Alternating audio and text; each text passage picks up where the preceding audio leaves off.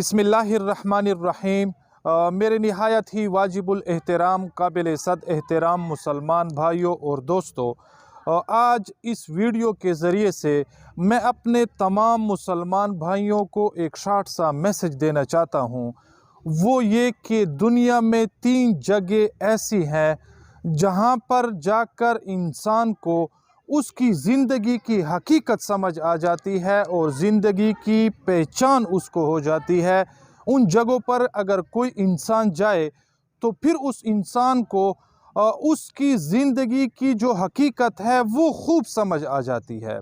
कि इंसान क्या है, इंसान की औकात क्या है, इंसान की हैसियत क्या है और इंसान की हकीकत क्या है, इंसान की ख्वाहिशें क्या हैं, इंसान की हसरतें क्या हैं और इसी तरह इंसान की जो नफ़रतें हैं और दुश्मनियां हैं और इसी तरह इंसान की जो वाबस्ता तमाम अशिया हैं, चाहे वो तरक्की से मुताल्लक़ हैं, चाहे वो माशी ज़िंदगी से मुताल्लक़ हैं। अगर इन 3 जगहों पर इंसान जाए तो उसको इस तमाम इंसान के ज़िंदगी से वाबस्ता तमाम अशिया का बखूबी अंदाज़ा हो जाता है और उसको जो हकीकत होती है वो बखूबी समझ आ जाती है। अगर इंसान महीने में एक बार उन जगहों का विज़िट करे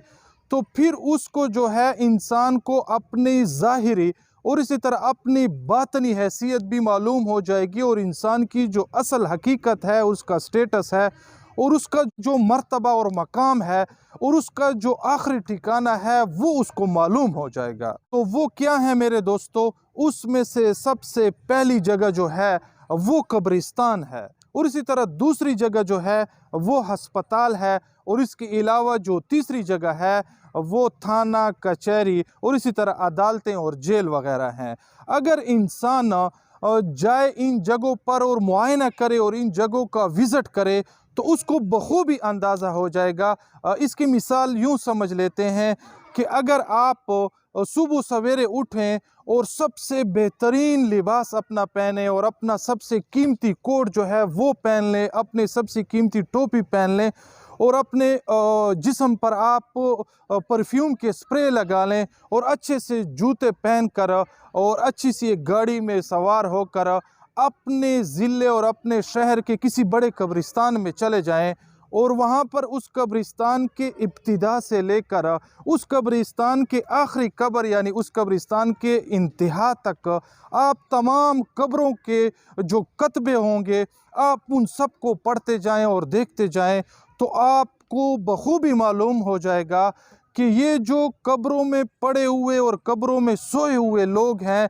जिनके कब्रों के ऊपर ये कतबे लगे हुए हैं और ये कतबे ये उनकी वाहिद शिनाख्त बन गए हैं, तो आपको बखूबी मालूम हो जाएगा कि ये लोग जो हैं जो कब्रों में सोए हुए हैं और कब्रों में पड़े हुए हैं, ये स्टेटस के लिहाज से, ये रुतबे के लिहाज से, ये असर रसूख के लिहाज से, ये अच्छा लिबास पहनने के लिहाज से, ये अच्छा परफ्यूम इस्तेमाल करने के लिहाज से, ये अच्छे जूते पहनने के लिहाज से आपसे और मुझसे बदरजहा बल्कि हज़ारों दर्जे बेहतर होंगे। तो इसके बाद आप किसी एक गुमनाम कब्र के साथ जाकर बैठ जाएं और अपनी ज़िंदगी के मुतालिक 10 मिनट के लिए मुराक़बा कर लें कि मेरी क्या हैसियत है और मैं इस दुनिया में आया हूँ तो इस दुनिया में मेरा कितने देर के लिए यहाँ पर क़ियाम रहेगा। तो आपको जवाब मिलेगा कि आपकी ज़िंदगी की कोई गारंटी नहीं, क्योंकि ये लोग जो हैं जो कब्रिस्तान में पड़े हुए हैं ये वो लोग हैं जिनके रुतबे आला रुतबे थे, जिनका मकाम वो आला मकाम था, जिनके पास साइंस की तालीम भी थी, जिसके साथ पास दीन की भी तालीम थी, जिसके पास डॉक्टरी के जो डिग्रियां थी वो भी थी, जो आला आला वकला थे, कानूनदान थे, मगर वो आज जो है वो इस शहर खामोशा में वो बेयारो मददगार पड़े हुए हैं। तो आपको अपने इस मुराक़बे से जो आप सवालात अपने ख़ुद पर करेंगे आपको बखूबी जवाब मिल जाएगा कि आपके ज़िंदगी की भी कोई गारंटी नहीं। आपसे अच्छे अच्छे लोग जिनके कब्रों के ऊपर ये कतबे लगे हुए हैं, ये इस दुनिया से चले गए हैं। एक ज़माना था ये भी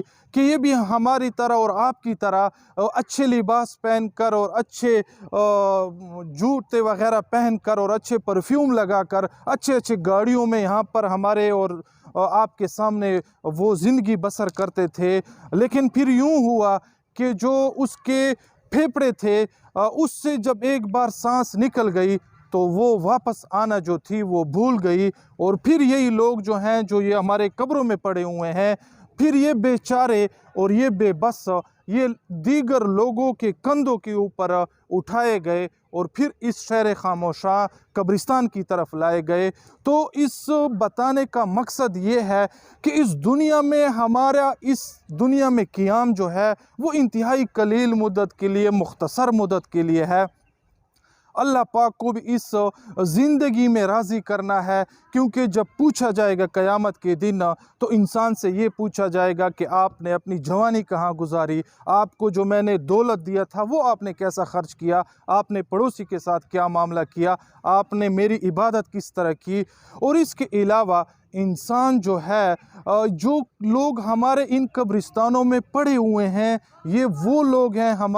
हमारे अज़ीज़ हैं, हमारे करीब हैं। हम में से आप और आपके कई के वालिदैन भी होंगे। ये वो लोग हैं जो कि कभी हमें अपने सीनों से वो जुदा नहीं करते थे। और जब कभी भी बारिश आती और इसी तरह आसमान की बिजली कड़कती तो ये लोग हमें सीनों से लगा लेते। तो कभी कभी इनके मज़ारात का और इनके कब्रिस्तानों का भी वो विज़िट किया करे और उनके हक़ में ईसाल सवाब के लिए दुआएं किया करे। ये भी हमारे इन दुआओं के मोहताज हैं और उनको दुआओं की ज़रूरत है। और उनके जो वरसा हैं, हम और आप, हमें चाहिए कि हम जाएं और अपने इन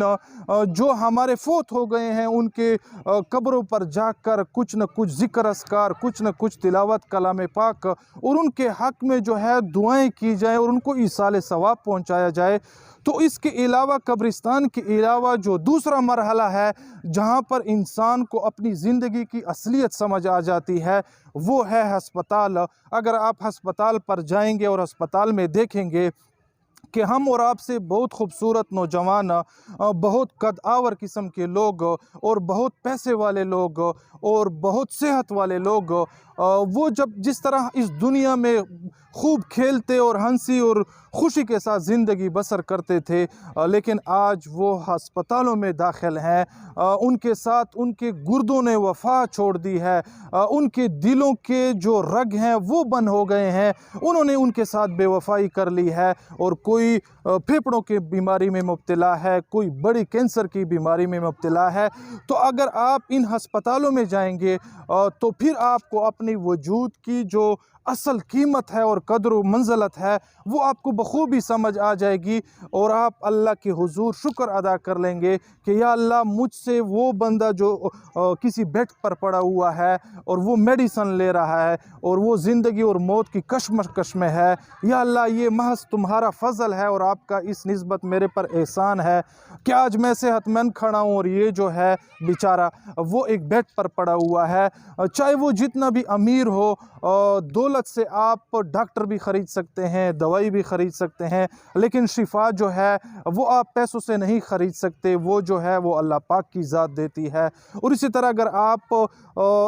जेल में जाएंगे, कचहरी में देखेंगे और इसी तरह थानों में देखेंगे तो वहाँ पर भी आपको इस तरह के लोग नज़र आएंगे। तो इस वक्त फिर आप अल्लाह के यहाँ जो है शुक्र अदा करने पर मजबूर हो जाएंगे कि या अल्लाह, शुक्र है कि मुझे भी आपने इस थाने से, इस कचहरी से, इस जेल से या अल्लाह मुझे महफूज किया हुआ है। जो लोग इन जेलों में पड़े हुए हैं ये तमाम के तमाम मुजरिम और मुल्ज़िम नहीं होते।